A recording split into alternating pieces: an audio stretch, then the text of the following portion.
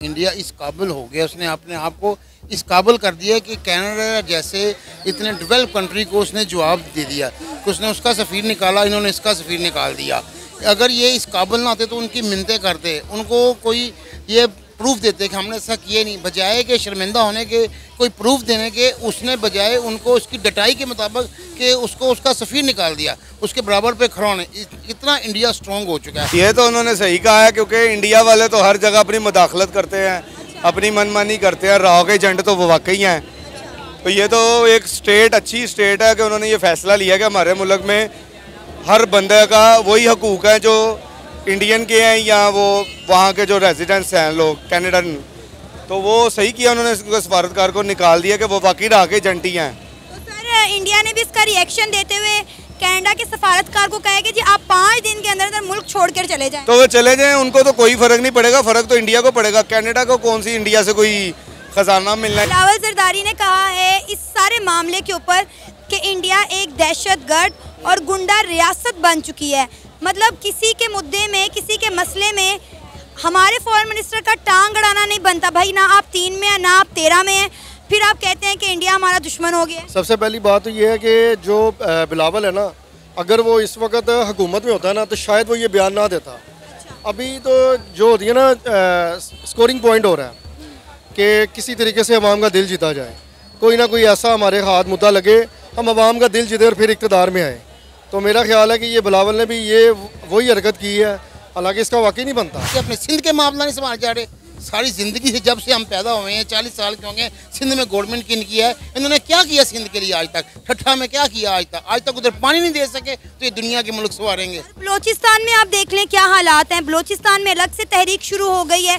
बलोचिस्तान के मामला इनसे हैंडल नहीं हो रहे। आज़ाद कश्मीर देख लें, आप गिलगित बल्तिस्तान देख लें, अपने सूबे इनसे संभाले नहीं जा रहे। इंडिया और कनाडा के मसले में ये लोग कूद पड़े हैं और नरेंद्र मोदी को और इंडिया को बातें सुना रहे हैं। वैसे इन्होंने इंडिया से कुछ नहीं सीखना, लेकिन जैसे इंडिया के खिलाफ कोई इस तरह की बात शुरू होती है, कोई नेगेटिव खबर निकलती है, उसमें ये भाग के कूद पड़ते हैं। अस्सलाम वालेकुम, नमस्ते, सत श्री अकाल, मैं हूँ सना अमजद। नाज़रीन, भारत और कनाडा के दरमियान ताल्लुकात मज़ीद कशीदा होते जा रहे हैं। कनाडा ने भारत के सफारतकार को मुल्क बदर कर दिया है, जिसके नतीजे में भारत ने कनाडा के सफारतकार को 5 दिन के अंदर अंदर मुल्क छोड़ने का हुक्म दे दिया है। इस सारे मामले में पाकिस्तान के वज़ीर ख़ारजा बिलावल भुट्टो जरदारी भी कूद पड़े हैं। उन्होंने कहा है कि भारत एक दहशतगर्द और गुंडा रियासत बन चुकी है। इसी पर आज हम बात करेंगे पाकिस्तान की आवाम से, तो आइए चलिए हमारे साथ। अस्सलाम वालेकुम। वालेकुम सलाम। कैसे हैं सर आप? अल्हम्दुलिल्लाह। अच्छा सर, आप तक खबर पहुंची होगी, इंडिया और कनाडा के दरमियान ताल्लुकात जो है वो काफ़ी कशीदा होते दिखाई दे रहे हैं। खालिस्तान का एक रहनुमा कत्ल हो गया है, जिस पर कनाडा का कहना है कि जो इंडिया का सफारतकार है वो रो का एजेंट है और इस मामले में वो सारा मुलव्विस है, लिहाजा उनको मुल्क बदर कर दिया गया है, जिसके का जवाब दिया है इंडिया ने। और इंडिया ने कनाडा के सफारतकार को कहा है कि 5 दिन के अंदर अंदर आप मुल्क छोड़कर चले जाएं। सर, आप इस सारे मामले पर क्या राय रखते हैं? मैं तो ये रखता हूँ कि देखें आप कि इंडिया इस काबिल हो गया, उसने अपने आप को इस काबिल कर दिया कि कनाडा जैसे इतने डेवलप कंट्री को उसने जवाब दे दिया कि उसने उसका सफ़ीर निकाला, इन्होंने इसका सफ़ीर निकाल दिया। अगर ये इस काबिल ना आते तो उनकी मिन्नतें करते, उनको कोई ये प्रूफ देते कि हमने ऐसा किए नहीं, बजाय कि शर्मिंदा होने के कोई प्रूफ देने के उसने बजाय उनको उसकी डटाई के मुताबिक कि उसको उसका सफ़ीर निकाल दिया, उसके बराबर पे खड़ा होने। इतना इंडिया स्ट्रॉन्ग हो चुका है। आप साहब लगाएं कि कनाडा जैसे डेवलप कंट्री को उसने साफ जवाब दिया है। आज से पहले कनाडा हो गया, अमेरिका हो गया, लंदन हो गए, इन जैसे मुल्कों को किसी मुल्क की ज़रूरत नहीं थी कि जवाब उन्होंने जो कहा यस सर और नो सर, इसके अलावा कोई बात नहीं थी। मैं तो पहली बार देखा है कि किसी मुल्क ने इंडिया हो या जो इस मुकाबले में आके उन्होंने उसको जवाब दिया है, उसको 5 दिन का अल्टीमेटम दिया कि 5 दिन के अंदर आप यहाँ से निकल जाएं। तो बड़ी बात है ये कि उसने जवाब दे दिया। इंडिया का तो अब देखना, ये इंडिया में इस क्वालिटी अपने आप को इस काबिल बनाया है, कितने मुल्कों को जवाब दे रहा है। और सर, इंडिया ने इस इल्ज़ाम को भी मुस्तरद कर दिया है। उसने कहा है ऐसा कुछ नहीं है। कनाडा के पास इस चीज़ के क्या सबूत है? अगर कोई सबूत है तो वो पेश करे, लेकिन कनाडा की जानिब से अभी तक कोई भी सबूत पेश नहीं किया गया। इंडिया तो हर मामलात में कहेगा जी आप ये हमने कुछ नहीं किया। इंडिया ने तो पुलवामा में जब हुआ था वो पाकिस्तान पे इल्ज़ाम लगाया था, जबकि इंडिया खुद सबसे बड़ा दहशतगर्द युद्ध की थी। उसने तो अपनी फ़ौज को मरवा के इल्ज़ाम लगा दिया था दुनिया को दिखाने के लिए। सच जो होता है सच सामने सामने आ जाएगा। ये बहुत जल्द तब भी इनको पाकिस्तान को बदनाम करने की उसने कहा जी इसने किया है, पाकिस्तान में टेररिस्ट है, ये है वो है, लेकिन उसको पता चल गया, बाद में प्रूफ मिल गया, पूरी दुनिया ने देखा कि इंडिया गलत था, इंडिया ने रोंग किया था। इंडिया ने खुद ही सारा अपना ड्रामा रचाया था। इस तरह इंडिया अब ये कह रहा है जी सबूत दें, ये करें वो करें, जबकि इंडिया में मेरे हिसाब से इंडिया मुलव्वस 100% हो सकता है। अच्छा सर, अभी इस सारे मामले में आपको लगता है कि पाकिस्तान का कूदना बनता है? पाकिस्तान के तो बेचारे की खुद अपनी सिस्टम इस तरह का कि वो अपने मामला नहीं सीधा कर सकता, किसी के मामला क्या सीधा करेगा?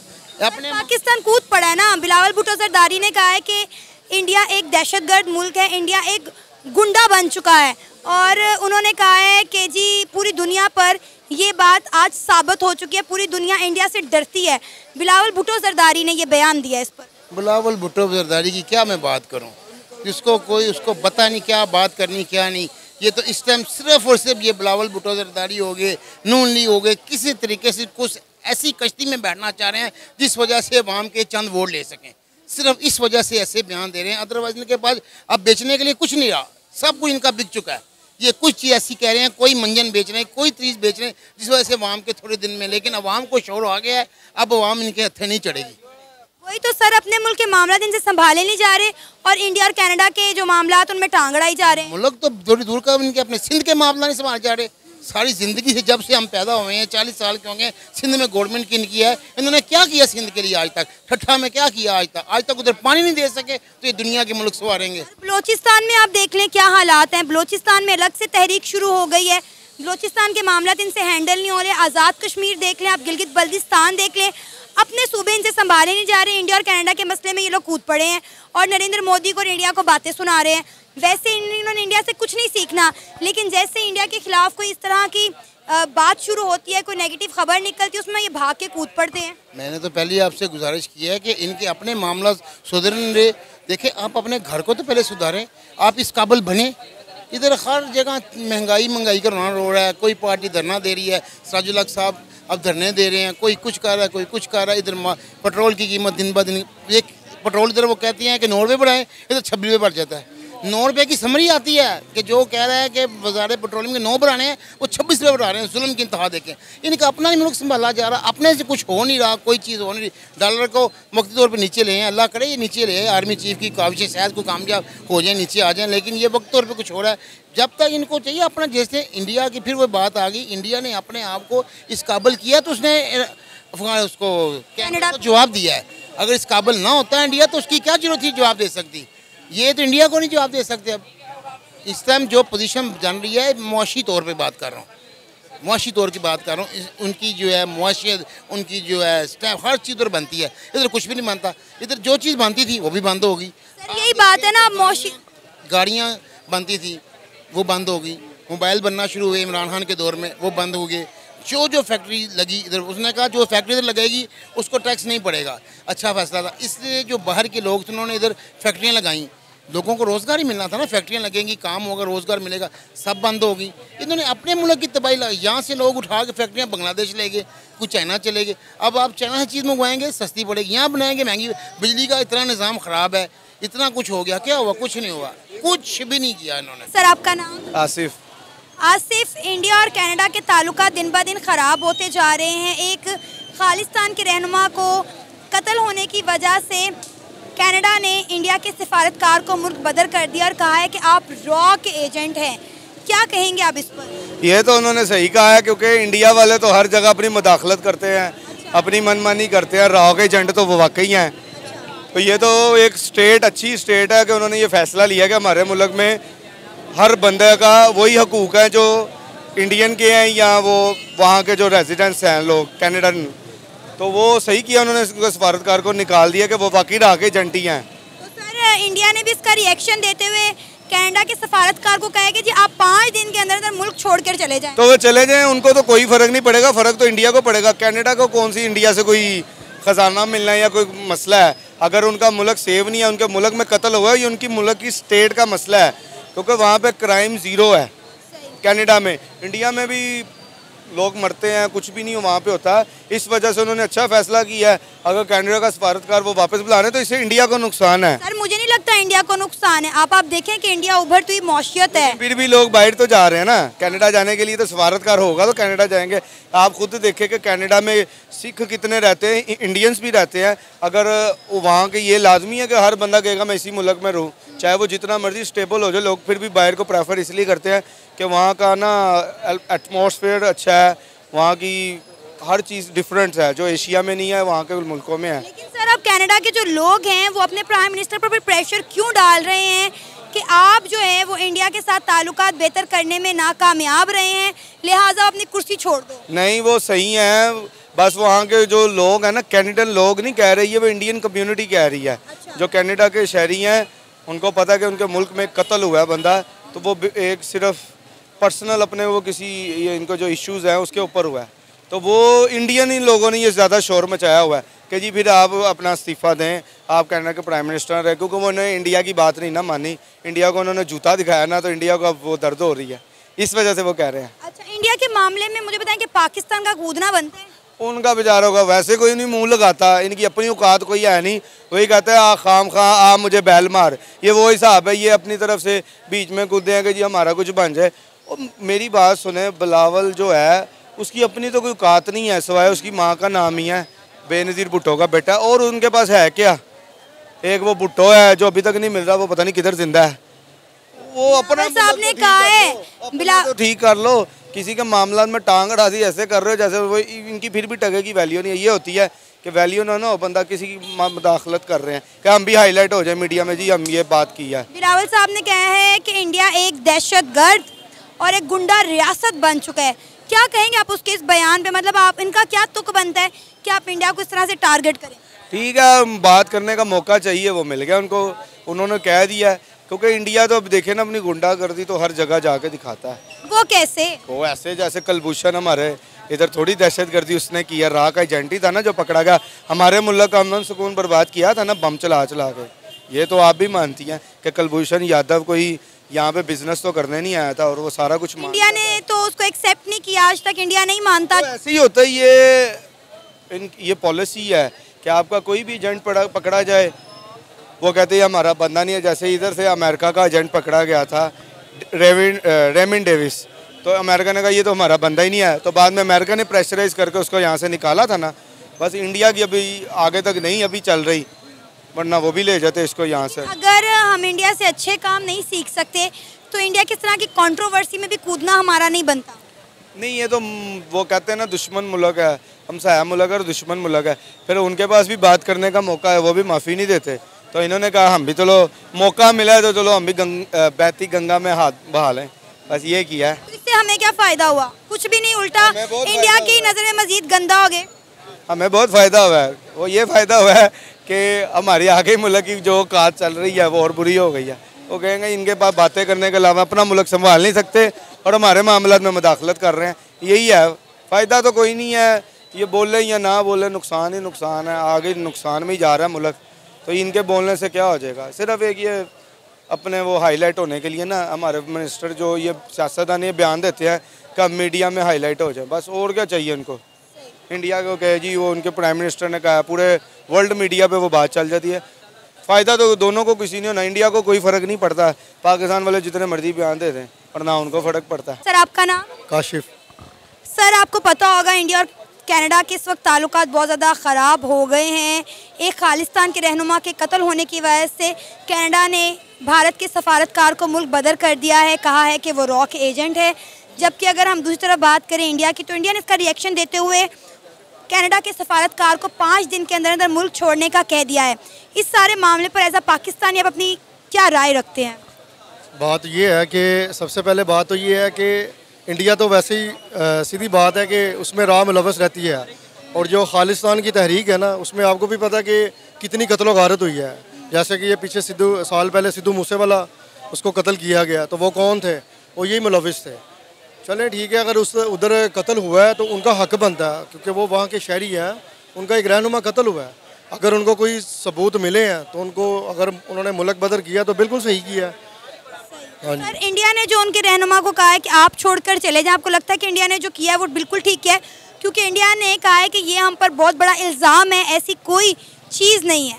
देखें जी, जिसका कत्ल होता है ना, वो उसको सबूत देने चाहिए। अगर कनाडा में कत्ल हुआ है तो सबूत देने चाहिए उनको। अगर इंडिया ने मुल्क बदर किया तो उससे पहले इन्वेस्टिगेशन पूरी करनी चाहिए। इल्ज़ाम है ना, अभी तो इल्ज़ाम की हद तक है, अभी आगे इन्वेस्टिगेशन होनी है, पता चलना है कि क्या होना है क्या नहीं होना। लेकिन मेरा तो यही ख्याल है 70% इंडिया मुलविस होगा।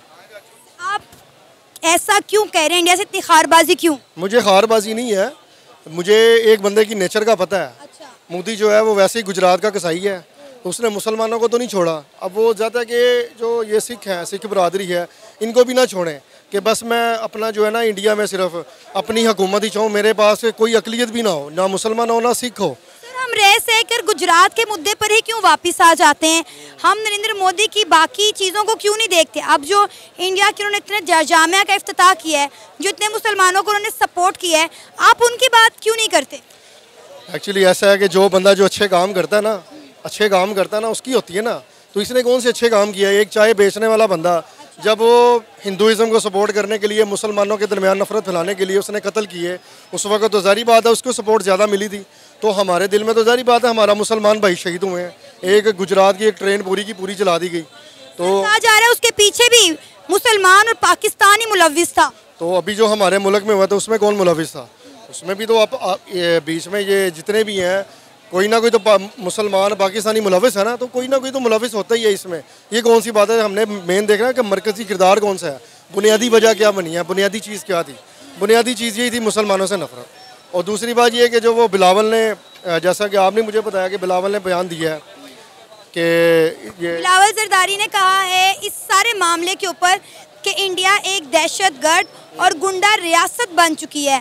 मतलब किसी के मुद्दे में, किसी के मसले में हमारे फॉरेन मिनिस्टर का टांग अड़ाना नहीं बनता भाई। ना आप 3 में हैं, ना आप 13 में हैं, फिर आप कहते हैं कि इंडिया हमारा दुश्मन हो गया। सबसे पहली बात तो ये है कि जो बिलावल है ना, अगर वो इस वक्त हुकूमत में होता है ना तो शायद वो ये बयान ना देता। अभी तो जो होती है ना, स्कोरिंग पॉइंट हो रहा है कि किसी तरीके से अवाम का दिल जीता जाए, कोई ना कोई ऐसा हमारे हाथ मुद्दा लगे, हम अवाम का दिल जीते और फिर इक़्तिदार में आए। तो मेरा ख्याल है कि ये बिलावल ने भी ये वही हरकत की है, हालांकि इसका वाकई नहीं बनता, इसका तो वैसे ही बनता नहीं है। भारत गए थे, क्या करके आए? क्या बात कि उन्होंने कश्मीर पर बात करके वापस आ गए और उल्टा जलील होकर वापस आए? एक्चुअली ऐसा है कि अभी उसकी ना तरबियत में थोड़ा सा फ़र्क है। अभी वो अनट्रेंड बंदा है, अभी उसको वो मिच्योर नहीं है, इन सियासत उसने इतनी पढ़ी नहीं है। अभी वो सिर्फ अपने बाप के कहने पे जो भी कर रहा है वो कर रहा है, जो जैसा उसका बाप कहेगा वैसे ही करेगा ना। जैसे मोहतरमा बेनज़ीर भुट्टो शहीद साहबा जो माशाल्लाह एक एजुकेटेड पर्सन थी और उसको वो हर जानती थी, क्योंकि वो जिसकी बेटी थी वो खुद एक बड़ा सियासी लीडर है भुट्टो साहब। तो इनमें और इनमें कंपैरिजन तो काफ़ी कंपैरिजन है, काफ़ी इनमें फ़र्क है, डिफरेंस है। तो इसको बयान नहीं देना चाहिए, इसका बनता ही नहीं है। अव्वल तो इसका तो बाकी हमारे मुल्क के हालात ऐसे हैं, तो अल्लाह ना करे हमारे मुल्क में कोई दहशत गर्दी हो जाए, फिर हम किसको कहेंगे? फिर हम बात तो ये है कि हमारी आर्मी नहीं आगे होना है, हमारी पाक फौज नहीं आने ना, जल्जले आए, कोई भी चीज़ हो, कोई भी फ्लड आए, जल्जले आए, तूफ़ान आए, आंधी आए, हमारी पाक फौज ही आगे होती है। ना बिलावल भुट्टो जरदारी होता है, ना नवाज शरीफ होता है, ना इमरान खान होता है, कोई भी सियासी बंदा नहीं होता। ये अपने घरों में AC लगा के सोए होते हैं, हमारी पाक फौज ही आगे होती है। ना कि अपनी सरहदों को महफूज करने के साथ साथ हमें हमसाए मुल्क के साथ ताल्लुकात ही बेहतर करने पड़ेंगे, तभी हमारा मुल्क तरक्की करेगा। बजाय हम इस पे इंडिया पे तनकीद करें, जब इंडिया कोई अच्छा काम करता है, कोई डेवलपमेंट करता है, वो तो हम उससे सीखते नहीं हैं। कोई नेगेटिव बात होती है उस पर हम बयानबाजी करने फौरी आ जाते हैं। बात सीखने की नहीं है कि हमें माशाल्लाह अल्लाह ताला ने हमें शऊर दिया है, हमें भी पता है, हमारे हुक्मरानों को भी पता है कहाँ पे मुनाफा ज़्यादा होता है, कहाँ पे नहीं होता। अब ये देखें अफ़गानिस्तान वाला जो मामला हुए हैं, अब देखिए कि डॉलर किस तरह हमारी आर्मी ने इसको संभाला, डॉलर की कदर किस तरह नीचे आई है। अफ़गानिस्तान जो कहते हैं ना पाक अफ़गान भाई भाई, ये सब झूठ है। यही डॉलर अगर वो इंडिया में स्मगल करे, वो एक दिन भी नहीं स्मगल होने देंगे। तो हमारे जो इसके पीछे ताकतें हैं ना, यही हैं, यही नफरत फैला रहे हैं। और यही हम चाह रहे हैं कि मैंने आपको पिछले इंटरव्यू में कहा था कि पाकिस्तान को इन्होंने किसी तरीके से डिमोलाइज्ड और इसको डिग्रेड करना ही करना है। अफगानिस्तान ने तो पाकिस्तान की करेंसी बैन कर दी है। करते रहे, अच्छी बात है कि हमारी जान छूट जाए। हम अपने मुल्क में जितनी भी हमारी करेंसी यूज़ होगी, डॉलर नीचे आएगा तो हमारी खाने पीने की अशिया सस्ती होंगी ना। हमने तो अपने मुल्क से गर्ज होना चाहिए। अभी एक मिसहैप हमारे साथ ज़रूर हुआ है कि जो मोहम्मद बिन सलमान इधर नहीं आया, इंडिया चला गया। ये हमारे साथ एक बड़ा कोलैप्स है, ये बड़ा बड़ा ये यकीन करें कि बड़ा ये पाकिस्तान को फ़र्क पड़ेगा इससे। सर मैं यही तो कह रही हूँ कि हमारे फॉरेन मिनिस्टर को इस तरह से बयानबाजी करने की बजाय इंडिया के साथ, हमसाये मुल्क के साथ ताल्लुकात बेहतर करने चाहिए। मैं सिर्फ इंडिया की बात नहीं करी, मैं तमाम उन ममालिक की बात करी जिनके साथ हमारे बॉर्डर लगते हैं। अब आप देखें पिछले दिनों इंडिया ने अपने मुल्क में G20 की मीटिंग करवाई, कनाडा के प्राइम मिनिस्टर भी वहाँ पे मौजूद थे। उन्होंने कहा हमने इस मुद्दे पर इंडिया से बात करना चाही पर उस मौके पर बात नहीं हो सकी। अब आप ये देखें ना कि उस वक्त कनाडा का वज़ीर आज़म भी वहाँ पर मौजूद था। तो बात यह है कि आप फॉरेन पॉलिसी तो अच्छी बनाएं ना, बाकी मुल्कों के साथ बना के तो रखें। आप बैठे इंडिया पे बयानबाजी कर रहे हैं। अभी 4-5 साल से ना कोई गवर्नमेंट संभल ही नहीं रही। किसी की फ़ॉरेन जो पॉलिसी, जो शाह महमूद कुरैशी था ना, वो सरदारी के दौर में भी रहा ना तो नाकाम हुआ है, वो इमरान खान के दौर में भी है, वो नाकाम ही हुआ है। इन्होंने अपने मनसब को संभाला है, इन्होंने अपने इक़्तिदार को, इन्होंने अपने पैसे के पीछे सारा कुछ किया है, करप्शन ही किया और कुछ नहीं किया। इन्होंने मुल्क को आगे ले जाने की कोशिश की ही नहीं है। अभी ये जो आर्मी काम कर रही है, ये तो हुक्मरानों का काम बनता था। अब ये फ़ॉरेन पॉलिसी आर्मी तो नहीं करेगी, ये तो फ़ॉरेन पॉलिसी की गवर्नमेंट करेगी। अब निगरान हुकूमत ना 3-4 महीने का सेटअप है। अगर ये डिलीवर कर जाते हैं, अच्छा डिलीवर कर जाते हैं, यहाँ आने वाले देखते हैं ना कि मियाँ साहब आएंगे, कहते हैं जी मियाँ साहब आएंगे हालात अच्छे हो जाएंगे। मेरा नहीं ख्याल कि हालात कैसे अच्छे होंगे। हालात तब भी अच्छे होंगे जब डिलीवर करेगा कोई आके, जब कोई IMF को खैरबाद कहेगा, IMF से मुआहिदा जो है ना वो उसको खैरबाद कह देगा कि भाई हम इतना सूद नहीं भरेंगे, अब ये तुम्हारे पैसे हैं, हम तुम्हारे पैसे ही सिर्फ तुम्हें लुटाएंगे, सूद नहीं भरेंगे। फिर देखें कि अल्लाह की मदद भी हमारे साथ इंशाअल्लाह ताला होगी। और आप देखिएगा ज़रूर इंशाअल्लाह ताला जब ये सूद की लानत ख़त्म होगी ना पाकिस्तान में से, तो इंशाअल्लाह हमारा मुल्क भी तरक्की करेगा। तो मेन बुनियादी जो जड़ है ना मजबूत, जो हमारा वो सूद है, इसको सूद को ख़त्म कर देना चाहिए। तो रही बात इंडिया की, ये फ़ॉरेन पॉलिसी की और ये जो इंडिया के साथ ताल्लुकात है, हाँ उनका कोई वज़ीर हमारे साथ खड़ा हो, बात करे, तो फिर क्यों नहीं पाकिस्तान वेलकम करेगा। जब वो बात ही नहीं करना चाहते, चले आप अपने चैनल के तवज्जो से उनको कहें ना, कोई एक वज़ीर आके पाकिस्तान में बात करे, देखें हम इंशाअल्लाह ताला उनको वेलकम करते हैं। क्यों नहीं, हम चाहते हैं क्योंकि नहीं इंडिया के साथ हो जाएं। चलें जो भी है, जिस तरह भी वो तरक्की कर रहे हैं, चले हम उनको फॉलो कर लें, लेकिन उनसे भी तो कोई पहल होनी चाहिए ना। हम पाकिस्तान पे सारा ना बाहर डालें आप। ये था हमारा आज का प्रोग्राम। आपने जानी पाकिस्तानी अवाम की राय। उम्मीद है आपको आज का हमारा ये प्रोग्राम पसंद आया होगा। आप भी अपनी राय का इजहार कर सकते हैं नीचे दिए गए कमेंट सेक्शन में। इसी के साथ मुझे इजाज़त दें, पर जाने से पहले हमारे चैनल को सब्सक्राइब करें, वीडियो को लाइक करें और शेयर करें। अल्लाह हाफिज़।